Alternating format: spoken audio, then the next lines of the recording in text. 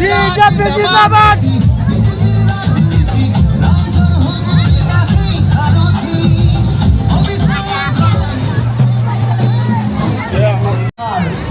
আমাৰ ইংৰাজ হাজাৰিকা নাগৰিয়া উপস্থিত হয়েছে গতিকে সকলকে স্বাগতম জানাবলৈ অনুৰোধ জানাইছো।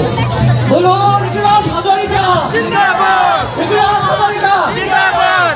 বন্দে মাতৰম বন্দে মাতৰম। ডক্টৰ হিমন্ত বিশ্ব শৰ্মা জিন্দাবাদ ডক্টৰ হিমন্ত বিশ্ব শৰ্মা। দিব নালাগে ৰাইজে কৈছে ভাষণ তাখন দিব নালাগে। তই এইকেইদিন মোক কৈছে যে তোৰ গাটো বেয়া হোৱা যেন লাগিছে, মুখখন অলপ ক্ষীণাই গৈছে, বোলে সৰু হৈ গৈছে, হৈছে নেকি? হৈছে নি?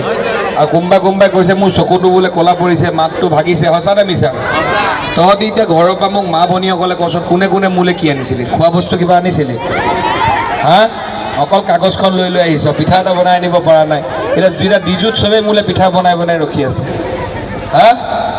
আমি অহাবাৰ 9 তাৰিখৰ পাছত 4 তাৰিখে পিঠা নহয়, একেবাৰে খানা খাই আমি একেবাৰে ইমানেই নাচিম যে আৰু কংগ্ৰেছ কেতিয়াও জহিঙত আহিব নোৱাৰে, হ'ব নাই? আৰু মাসকলে মোক কৈছে যে ভাষণ তাখন দিব নালাগে, তই ধুনীয়া গান এটা লগাই দিবি, আমি এক পাক নাচি দিম আৰু নাচি নাচি গৈ তোক 9 তাৰিখে ভোটটো দিম। আৰু মোকতো কৈছে যে তই 4 তাৰিখলৈ ৰিজাল্ট চোৱাৰ দৰকাৰেই নাই, তই 9 তাৰিখে গম পাই যাবি। তাৰিখে ৰাইজে কৈছে যে নিৰ্বাচনৰ ফলাফল 4 তাৰিখলৈ দৰকাৰ নাই, 9 তাৰিখে ইয়াৰ EVM বক্সটো মোক চাব কৈছে যে নিজৰ ল'ৰাটোৰ বিপৰীতে থকা ভোটটো ইমানেই টিপিম বুলি কৈছে যে একেবাৰে ৰাইজে গমেই পাই যাব যে ইয়াত ভোট কোনে চবতকৈ বেছি পালে। হ'ব নে নহয়? হ'ব।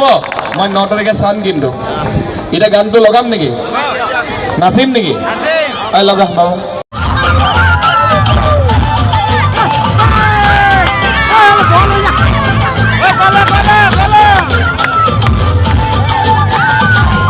নদীর বাকরিত ফুলিব পদুমিবাৰ অসমত হব আকৌ আমাৰ বিজেপি চৰকাৰ। আপোচবিহীন নীতি বিজেপিৰ ৰাজনীতি, ৰাইজৰ হব বিকাশী সাৰথী, অবিচাৰ অগ্ৰগামী অটলে স্থিতি, অসমৰ অনিৰুদ্ধ গতি।